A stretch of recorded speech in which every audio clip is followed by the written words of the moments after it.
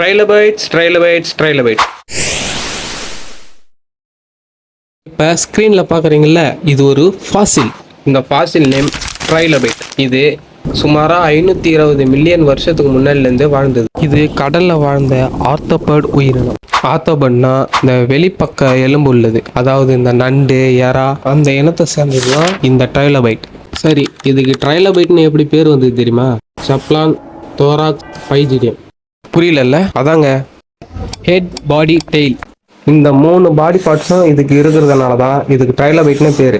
இதோட இதுக்கு main matter என்னன்னா காம்பவுண்டைஸ்னா இதுக்கு 100 கணக்கான லென்ஸ் அது கண்ணுல இருந்து தான். இதனால இதுக்கு நல்ல வைட் ஆங்கிள் பார்க்குற திறமை கிடைச்சது.